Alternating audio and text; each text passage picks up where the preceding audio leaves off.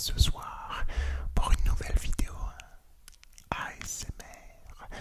Et ce soir les amis, on se retrouve pour le sport détente numéro 45 donc de notre série consacrée au sport. Et ce soir, pour la toute première fois de la chaîne, le premier sport détente qui n'est pas officiellement sur le football. Alors j'en ai fait des sports détente, histoire de franchise, sur le basket, la NBA, mais ce soir on va se consacrer au rugby et notamment au quart de finale qui a eu lieu ce soir pour la Coupe du Monde de rugby entre l'Irlande et la Nouvelle-Zélande. Alors, excusez-moi d'avance si mes termes en ce qui concerne le rugby est à peu près approximatif. J'essaye de me lancer dans le sport détente sur le rugby. J'ai une culture rugby beaucoup moins importante que la culture football ou basket. Donc voilà, j'apprends, en tout cas j'essaye d'apprendre les petites subtilités du rugby. Je regarde le rugby depuis évidemment très très longtemps. J'ai même suivi la Coupe du Monde 2011, mais je n'ai jamais réellement pris le temps d'apprendre toutes les subtilités du rugby, même si j'en connais les grandes règles. Je suis évidemment loin d'être un expert, alors excusez-moi d'avance si je dis quelques bêtises, mais je vais essayer de vous résumer au mieux la rencontre qui a eu lieu ce soir entre l'Irlande et les All Blacks de la Nouvelle-Zélande. Alors, ce qu'il faut savoir, c'est que tout d'abord, si vous ne voulez pas être spoil, je vous déconseille de regarder la vidéo. Je vous conseille bien évidemment de regarder la vidéo à un autre moment, à un moment où vous on va dire, n'aurez pas, on va dire, l'importance d'avoir le score, puisque je vais évidemment spoil le résultat.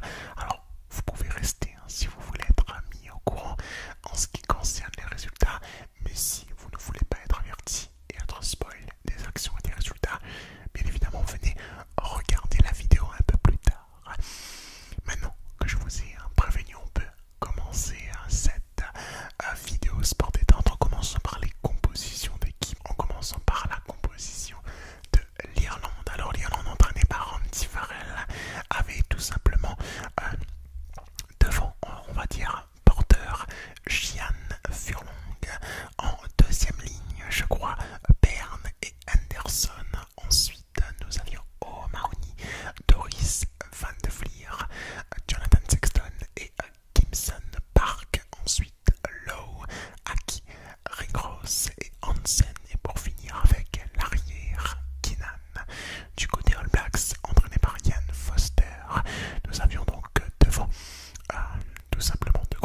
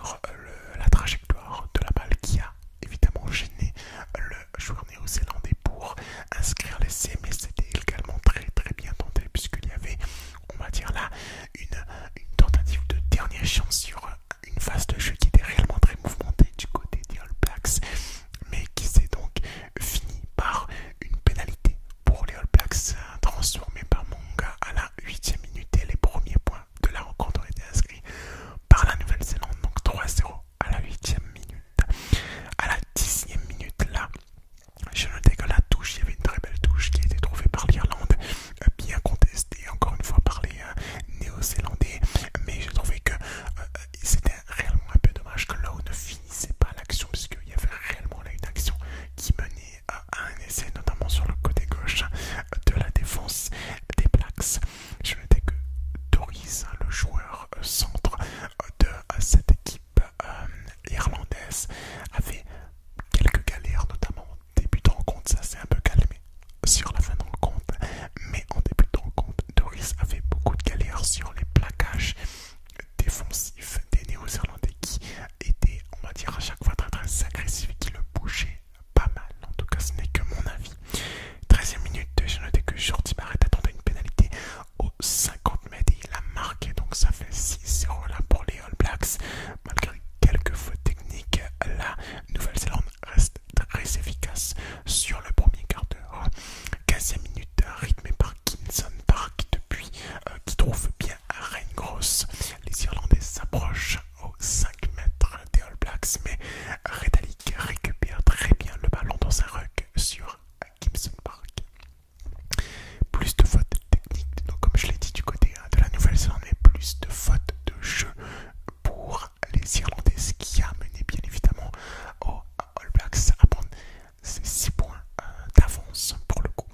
18e minute, Beauden Barrett perce très très bien le milieu de terrain de l'Irlande avec une chandelle pour lui-même.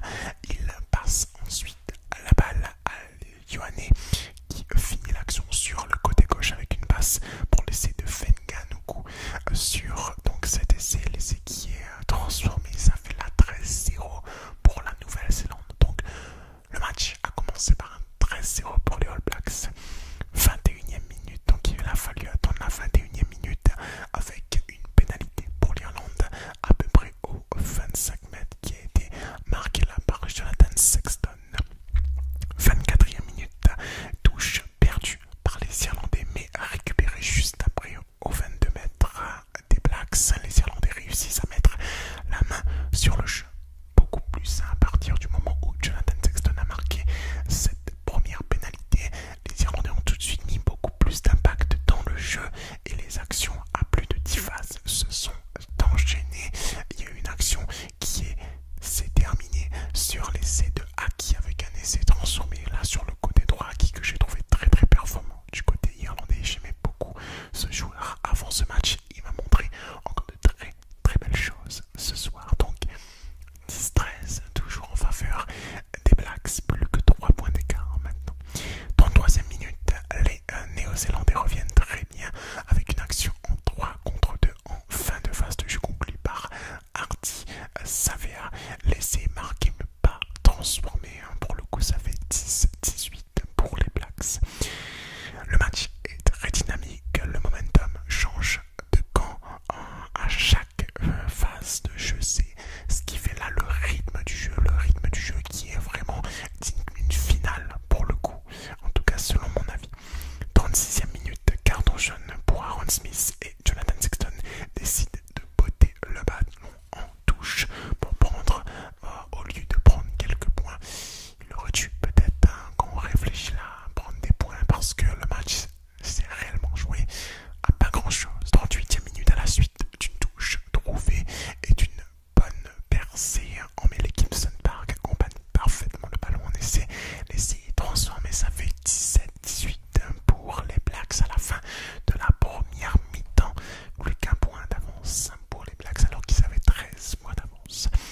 Pour le début de la deuxième mi-temps, j'ai noté une défense très solide du côté des Irlandais. Les Néo-Zélandais ont bien maintenu la défense même sans Aaron Smith qui a été suspendu donc 10 minutes avant la fin de la première mi-temps. Alors je rappelle que le carton jaune en rugby est synonyme de 10 minutes de pénalité pour un joueur. 46e minute, très belle phase de jeu des Irlandais au pied exceptionnel donc de Gibson Park qui trouve